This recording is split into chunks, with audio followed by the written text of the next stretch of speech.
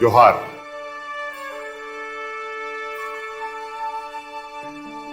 आप सभी को 74वें स्वाधीनता दिवस के पूर्व संध्या पर आगामी स्वतंत्रता दिवस की शुभकामनाएं और बधाई। आप जानते हैं कि देश को आजाद कराने में हजारों देशभक्तों ने कुर्बानियां दी। झारखंड के भूमिपुत्रों ने देश की आजादी के लिए लंबा संघर्ष किया।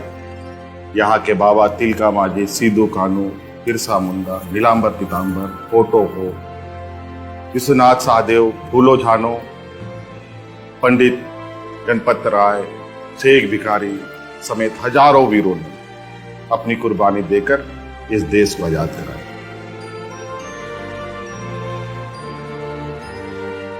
आजादी के बाद जब नए भारत निर्माण का दौर चल रहा है, इसमें भी झारखंड पीछे नहीं है। झारखंड के कोयले से देश को बिजली मिलती है। यहाँ के धरती से निकलने वाले लौह अयस्क से अनेकों इस्पात कंपनियां चलती हैं। झारखंड के श्रमिक भाई की मेहनत से अनेकों राज्यों के खेत लहलहाते हैं। यहाँ के मजदूर भाई महाराष्ट्र, गुजरात, दिल्ली में अपना योगदान दे रहे हैं। वह इसलिए है कि झारखंड के लोग भेदभाव नहीं करते। आदिवासी बहुल झारखंड की समृद्धि संस्कृति ही इसकी प्रमुख ताकत है। हम सभी सामूहिकता में विश्वास रखते हैं। प्राकृतिक सौंदर्य, यहाँ के हरे भरे जंगल, यहाँ के नृत्य संगीत झारखंड को ताकतवर बनाता है। समय के साथ बदलाव जरूरी है, इसलिए हमने झारखंड सरकार के राजकीय चिन्ह में कुछ परिवर्तन करने का निर्णय लिया है।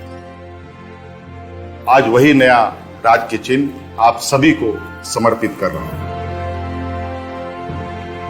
झारखंड की संस्कृति, यहाँ की जीवन शैली, यहाँ के पर्यावरण, यहाँ की ताकत को, यहाँ की खूबसूरती को यहाँ के नए राजकीय चिन्ह में किसी न किसी रूप में दिखाने का प्रयास हमने किया है।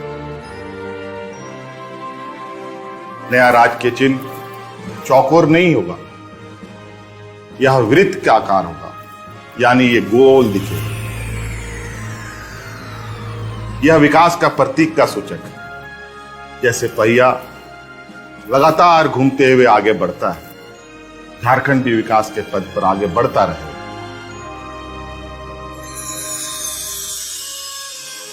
इस नए राजकीय चिन्ह में हरे रंग को प्रमुखता दी गई है। हरा रंग प्रकृति का सूचक है, झारखंड की हरियाली का प्रतीक है। झारखंड वनों का प्रदेश है, पेड़ पौधों से भरा है ये राज्य।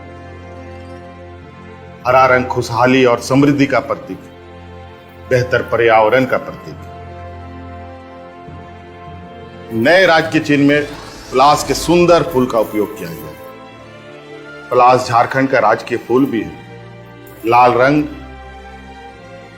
आग और क्रांति का प्रतीक है। वह यह बतलाता है कि झारखंड के लोगों में संघर्ष करने की अद्भुत क्षमता। पलाश के फूल के नीचे का हिस्सा थोड़ा काला होता है, जो झारखंड की धरती के नीचे छिपे बहुमूल्य खनिज का सूचक है।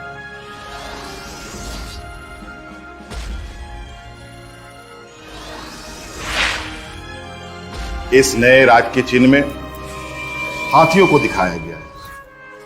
हाथियों को हम शुभ भी मानते हैं, इन्हें शुभ भी माना गया है। यह ताकत की पहचान है। इससे झारखंड की असली ताकत को दिखाने का प्रयास किया गया। यह झारखंड का राजकीय पशु भी है।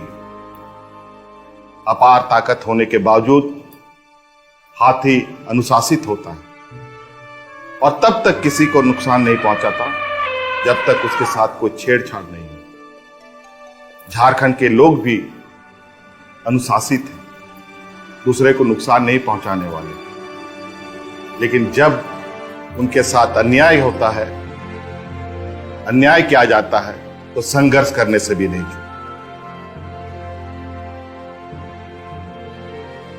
इस राजकीय चिन्ह में झारखंड के श्रमिकों को, किसानों को, यहाँ के नृत्य शैली को, सामूहिक नृत्य को दिखाया गया है। यह पूरे तौर पर झारखंड की संस्कृति से जुड़ा है। सामूहिकता झारखंड की ताकत है। लय और ताल में यहाँ की लोग नृत्य करते हैं तो जंगल के पशु पक्षी भी झूमने लगे। नृत्य संगीत तो झारखंड के कण कण में समाया है। यह खुशी का प्रतीक है। उसी प्रकार यहाँ के श्रम शक्ति की खूबी को दिखाने का प्रयास किया। अशोक स्तंभ का राज के चिन्ह में इस्तेमाल किया गया। यह राष्ट्रीय प्रतीक है, राष्ट्रीय गौरव है। यह बताता है कि देश के विकास में झारखंड हर समय कदम से कदम मिलाकर चलने वाला राज्य। यह प्रतीक चिन्ह हमारे संस्कृति को रेखांकित करता है, हमारी अस्मिता का द्योतक है, हमारी चेतना का प्रतीक है। राज्य के प्राकृतिक परिवेश एवं यहाँ के लोगों के जीवन दर्शन को अपने में समेटे हुए ये हमारी पहचान है।